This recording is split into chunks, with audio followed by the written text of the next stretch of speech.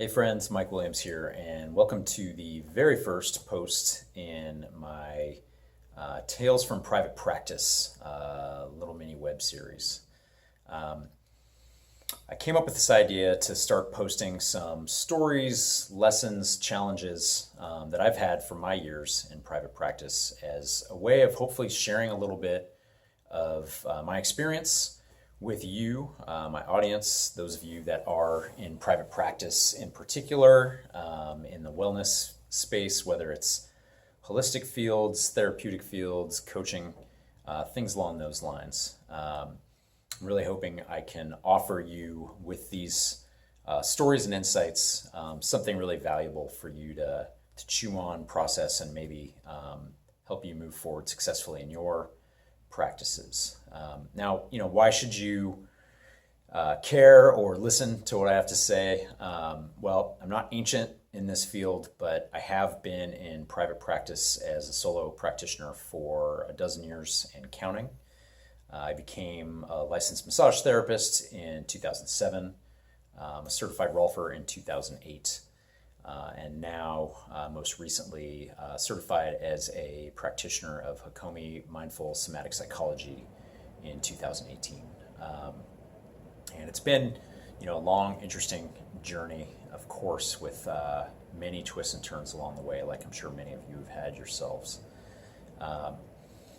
So, first of all, if you find what I'm sharing here insightful, helpful, entertaining, please do me the solid of hitting the like button, sharing this with other people you know that might find it valuable for them. Of course, subscribing so you can be alerted when I have new content up. And even if you don't like this material, if it something that displeases you about it, leave me some constructive feedback. I'm always looking for ways to refine and provide greater value for my audience with my content. So I welcome that as well. So this first episode, if you will, and all of them are really going to be pretty off the cuff. I have some rough sketch ideas, but they're going to be a little stream of consciousness, hopefully not too rambling, and hopefully informative for you. So for this first tale from private practice, what I want to talk about is boredom, right? Hitting the wall, especially early on in your practice. So, if you're like me, you started your private practice with a ton of enthusiasm, right? For me, this was a career change. I had been in finance and investment banking for over 10 years.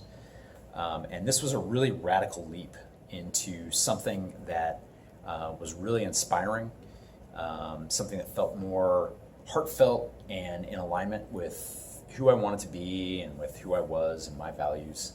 And really importantly, with what I wanted to offer the world in service to, the growth of, the people around me and my community. And so I was really fired up, right? That fizzled out at about the 6-month mark, right? And I think that is pretty common, or at least in my experience and in talking to the people in my peer group, that was something that was out there in the world, right? Now, that hitting the wall feeling it's kind of a drag. It's like, especially when I had come out really raring out of the gate, really enthusiastic, like, yes, new life. And then all of a sudden it was like, oh, wait, this is work too, right? This is work.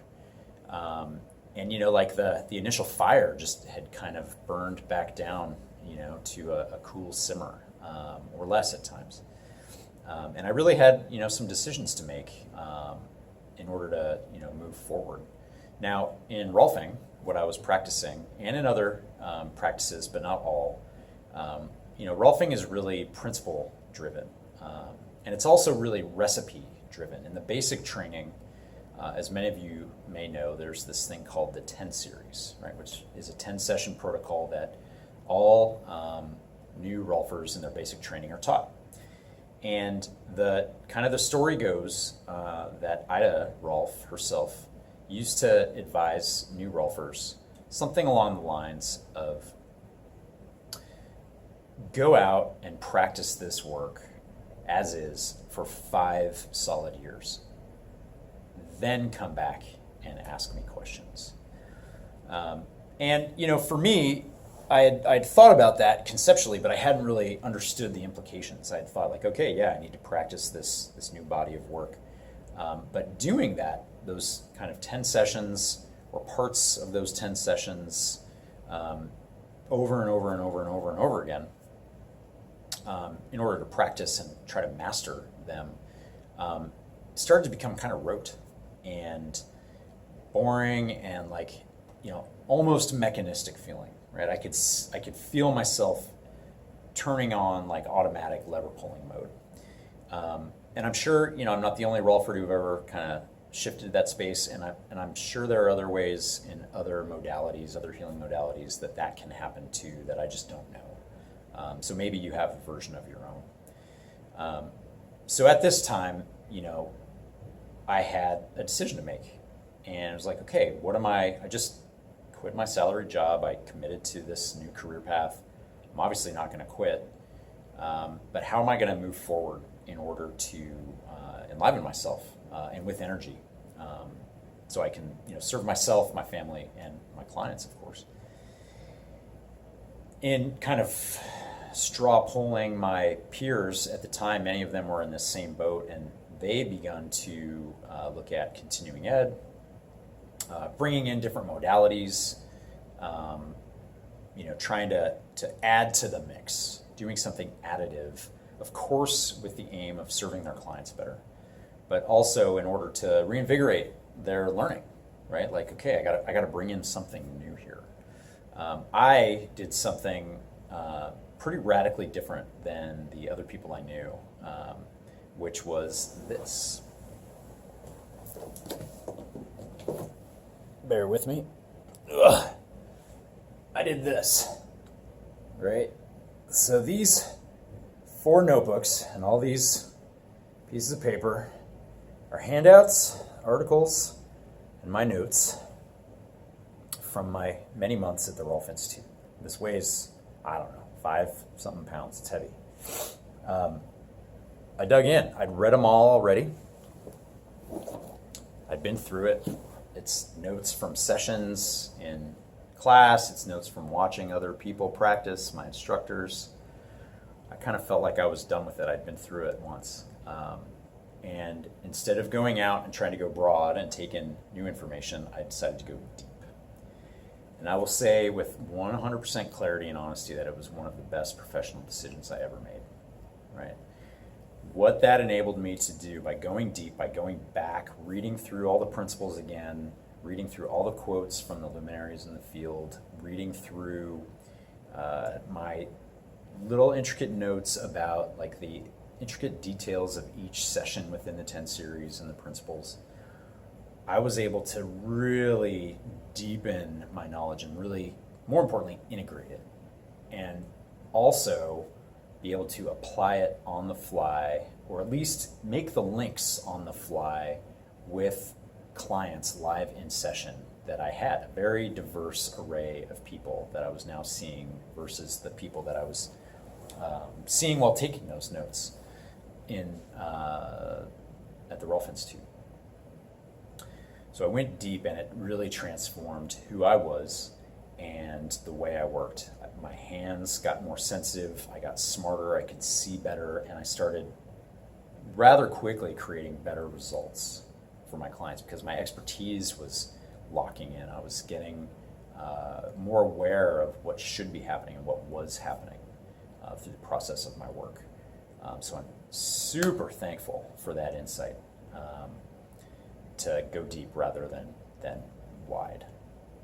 Now, it's like having that experience, it's like hitting a wall when you're trying to achieve some great goal, right? It's like, it saps the energy out of you. And one thing that can be really, really tempting in those moments is to kind of like look for the next bright shiny object. Like, what's the thing? Like, it's not this. Like, often we hit those frustrating walls and we start to distract ourselves and look for a different route, right? It's like as if we feel like we're failing. Like, if I feel like this isn't working, I must be doing it wrong, so I should go somewhere else. That's not always true. Sometimes you just got to dig in and persevere and keep going on the path you're already on, using some grit, calling on and cultivating, some stick-to-itiveness, as my family used to say when I was a kid. And that'll open up a whole new world of knowledge and integrated awareness of the work you're doing. Plus, it opens you up to like the flow state, the insights, and the energy that has been cultivating in your system while you're hitting that wall. Like there's something on the back end of that wants to happen, and it will, right? If you just persevere and dig in. So my advice, especially for all you newbies or relative newbies out there, or anyone who hits those sticking places in your practice where you get bored, frustrated, uninspired, is just dig deeper. Try digging deeper at least once, maybe twice or 3 times, and see what it brings you. Okay? I guarantee it will help create something new for you, right, in your practice. So with that, that's my first tale from private practice, my friends. I hope that's been inspiring, useful, of value for you. As I said, please hit the like button if that's been helpful for you. Comment below, fire away with questions, reach out. I'm happy to continue the conversation. And until next time, I look forward to seeing you for my next tale from private practice. Cheers.